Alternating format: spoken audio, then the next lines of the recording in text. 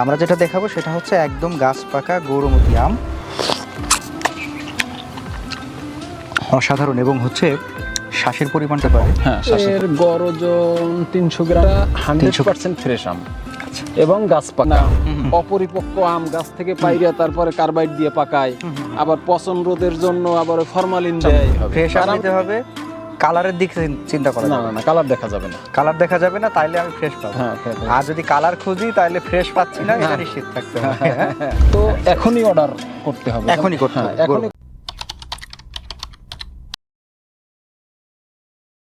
আমরা আজকে গাছ থেকে গরুমতি আম, গাছ পাকা আম, একদম ফ্রেশ আমটা, একদম ফ্রেশ আম, আচ্ছা বিষ মুক্ত আম এবং গাছ পাকা আম। আচ্ছা, দারুণ একটা ব্যাপার যে আমে হাত দিলেন আর আমটা খসে চলে আসলো। জি, হ্যাঁ, জি। আচ্ছা এইটা একটু ধরেন, আমরা একটু আম কেটে দেখবো আজকে। গৌরমতি আম না? জি, এটা গরুমতি আম। আচ্ছা, একটু গৌরমতি আমের একটু কালারটা আমরা দেখাই দর্শকদের। দারুণ সুন্দর কালার কিন্তু। সাধারণত গৌরমতি কিরকম একটি মানে নোংরা টাইপের হয়ে যায়, আঠায় অনেক সময় অন্যান্য বাগানে আমরা দেখেছি, বাট আপনার বাগানে এসে দেখছি সব চকচকে ঝকঝকে। আচ্ছা আচ্ছা, একটু দেখি আমরা। বিসমিল্লাহ। গৌরমতি আমটা সাধারণত একটু লেট ভ্যারাইটি। হ্যাঁ, একটু লেট ভ্যারাইটি। লেট ভ্যারাইটি এবং আচ্ছা দেশীয় আমের সবচাইতে শেষে আসে, তাই তো? জি জি জি। আচ্ছা, এই যে এটা হচ্ছে আমাদের গৌরমতি আমের ভিতরের অংশটা, জি, তাই না? জি। এবার আমরা একটু গৌরমতি আম নিয়ে কথা বলবো, তবে তার আগে দর্শকদের বলি আমরা কোথায় আসছি, তাই না? জি।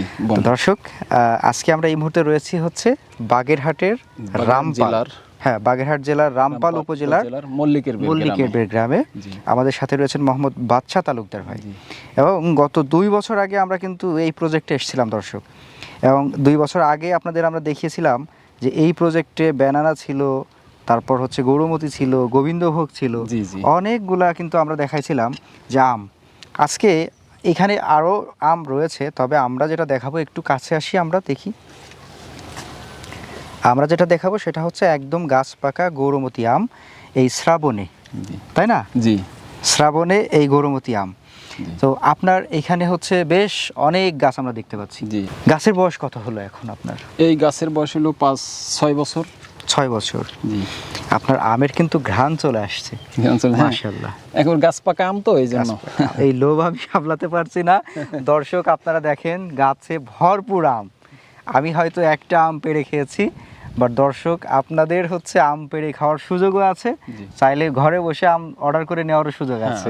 হ্যাঁ, আমরা একটু আম খেয়ে দেখি ভাই। হ্যাঁ, খেয়ে দেখেন। বিসমিল্লাহ। স্বাদই আলাদা। আমি হয়তো ভেবেছিলাম যে গৌরমতির স্বাদ কেমন হবে না হবে, ভুলে গেছি, প্রায় 2 বছর আগে খাওয়া, এর মাঝে আর গৌরমতি খাওয়া হয়নি। আচ্ছা, অসাধারণ এবং হচ্ছে শ্বাসের পরিমাণটা কম। হ্যাঁ, শ্বাসের পরিমাণ কম, খুবই কম। শ্বাসের এই জাতটা বিশেষ করে ল্যাংড়া থেকেই তো এই জাতটা উৎপাদন করা হয়েছে। আচ্ছা আচ্ছা আচ্ছা, ল্যাংড়া থেকেই মোটামুটি এই জাতটা হচ্ছে রূপান্তর করা। আপনার গাছে যে আম আমরা দেখতে পাচ্ছি ভাই, এক একটি আমের গড় ওজন কিরকম হতে পারে? এর গড় ওজন 300 গ্রাম। 300 গ্রাম। আবার যেমন এই আমটারও একটু বেশি হবে, আবার কোনোটা একটু কম হবে। মানে আমরা যদি গড় করি তাহলে 300 গ্রাম ধরে নিব। 300 গ্রাম এরকম হবে আর কি। মানে 4টাই কেজি, হ্যাঁ, কেজি বা তার একটু বেশি হতে পারে। জি। আমরা প্রথমে দর্শকদের বলেছি যে গাছ পাকা ফ্রেশ আম। জি। এই বিষয়টা নিয়ে একটু বলেন যে আপনারটা কতটুকু ফ্রেশ? আমারটা 100% ফ্রেশ আম এবং গাছ পাকা আম। এই পাকার জন্য কোনো কিছু ব্যবহার করছেন? তো আমি তো ওই গাছ থেকেই পাইরে দেখাইলাম। আচ্ছা। আর পাকার জন্য তো অনেকে কেমিক্যাল ব্যবহার করে, সে তো গাছ থেকে পাইরে তারপরে যে আম পাকে না, অপরিপক্ক আম গাছ থেকে পাইরে তারপরে কার্বাইড দিয়ে পাকায়, আবার পচন রোধের জন্য আবার ফরমালিন দেয়। আর আমি সরাসরি আপনাদের গাছ থেকে পাইরেই দেখাইলাম।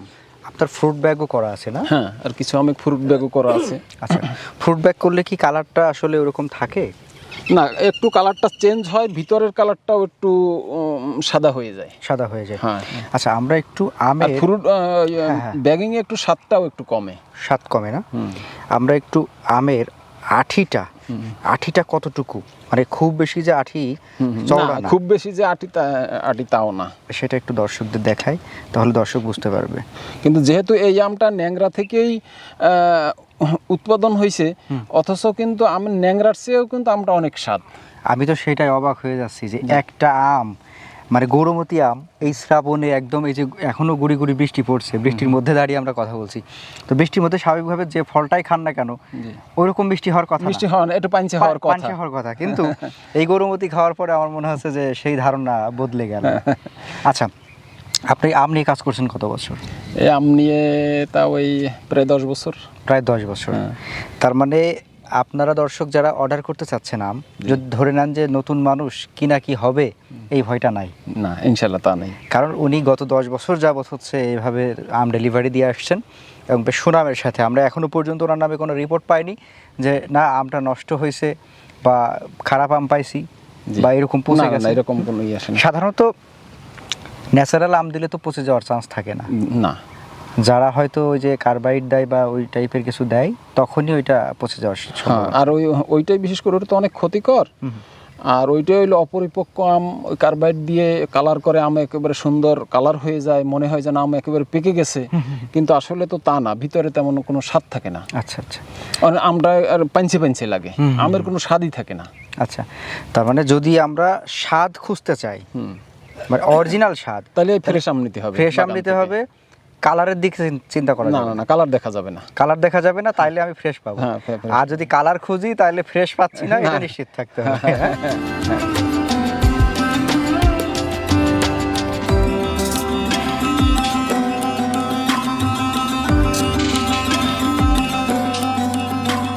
ভাই, আপনার আমের এই সময়ে কিন্তু আমরা দেখতে পারি যে আমে বলেন, পেয়ারাই বলেন, বিভিন্ন ফলে আমরা পোকা দেখতে পারি, যেহেতু বর্ষাকাল। আপনার গৌরমতি আমে পোকা আছে নাকি এরকম? না ভাই, গৌরমতি আমে কোনো পোকা নাই। আপনিই তো দেখেন আমার আমে কোনো একটা ছিদ্র দেখাইতে পারবেন না। আর বিশেষ করে এই সময় কোনো ফল ছিদ্রকারী পোকা হয় না। এই সময় বিশেষ করে ওই মাছি পোকার আক্রমণ হয়। তাই মাছি পোকা থেকে আমকে সুরক্ষা করার জন্য আমি প্রতিটা গাছে দেখেন আমার ফেরোমন ফাঁদ দেয়া আছে। আচ্ছা, আর আপনি তো বেশ কয়েকটা আম খেলেন, কোনো আমে কি আপনি কোনো পোকা পাইছেন? আমি পাইনি, তবে একটা ভয় কাজ করে, সেই ভয় থেকে আমার প্রতিটা গাছে দেখেন, প্রতিটা গাছে একটা করে ফেরোমন ফাঁদ আছে এবং ওর ভিতরে দেখেন ওই মাছি পোকাও আছে। হ্যাঁ, আচ্ছা আচ্ছা, ওর ভিতরে সব মাছি পোকা আছে, এই জন্য আমার এই আমগুলো ইনশাল্লাহ কোনো পোকা পাবেন না। তার মানে আমাদের যারা দর্শক, যারা আমাদের রেগুলার দেখেন, বিশেষ করে আমাদের কিছু প্রবাসী ভাইরা আছেন যারা আমাদেরকে রেগুলার দেখেন, তারা আশা করে থাকেন যে উদ্যোক্তার খোঁজে চ্যানেল বা সোহান ভাই হয়তো এখানে গেছেন, ওইখান থেকে আমরা আম অর্ডার করতে পারি।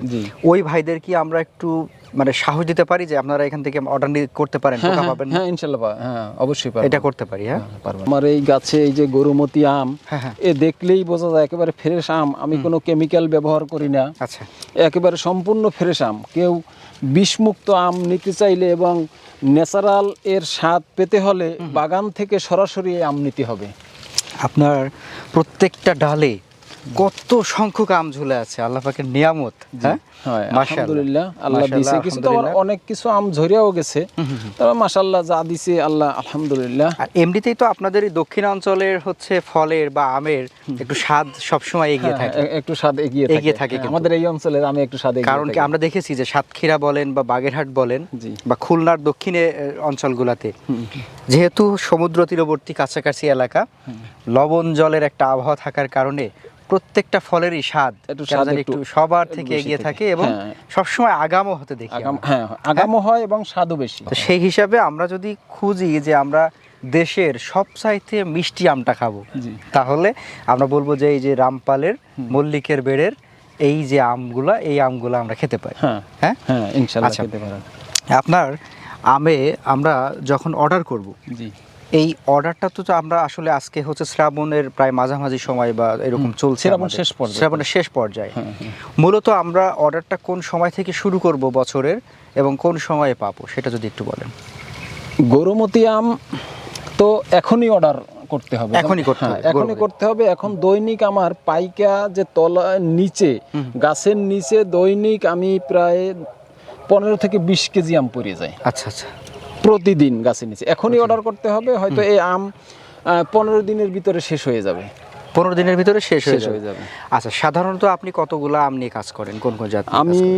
আমার এখানে যেমন একেবারে মৌসুমের প্রথমেই আছে গোবিন্দভোগ, এরপরে আছে গোলাপ খাস, তারপরে আছে বেনানা, এরপরে আছে আমরুপালি, তারপরে আছে মল্লিকা, হুম, বা কাটিমনও আছে কিছু, বাহ, এরপরে এই গরুমতি আছে। আচ্ছা, গরুমতিটা কি শেষ নাকি এরপরে আর কিছু পাওয়া না, যাবে? গরুমতিটা শেষ। মানে আপনার আমের যে বিজনেসটা সিজনের সেটা ক্লোজ হয় হচ্ছে গরুমতি। গরুমতিতে, অর্থাৎ আমার ওই মে মাসের শুরু থেকে, আর এখন হলো আগস্ট মাস, আগস্ট। আগস্টের 15 থেকে 20 তারিখ পর্যন্ত আমার আম থাকে বাগানে। তো আপনার কাছ থেকে আম পাওয়ার দুইটা প্রসেস, একটা হচ্ছে চাইলে সরাসরি এসে অনেক আম যারা নিতে চান তারা সরাসরি এসে নিতে পারবেন। হ্যাঁ। আর যদি কেউ মনে করেন যে 5 কেজি 10 কেজি বা 20 কেজি 25 কেজি এরকম নেবেন, তো সেক্ষেত্রে কুরিয়ারের মাধ্যমে নিতে পারবেন, অনলাইনে অর্ডার করলে। পারবেন। আর প্রসেসটা হচ্ছে, দর্শক আমরা একটু বলে দিই, ওনার ফোন নাম্বারটা দেওয়া থাকবে আমাদের স্ক্রিনে। আপনারা স্ক্রিন থেকে নাম্বারটা নিয়ে কল করে কত কেজি নেবেন, কীরকম দরদাম হবে সেটা একটু ফিক্সড করে নেবেন। জি। সবশেষে কিছু বলবেন দর্শকদের উদ্দেশ্যে?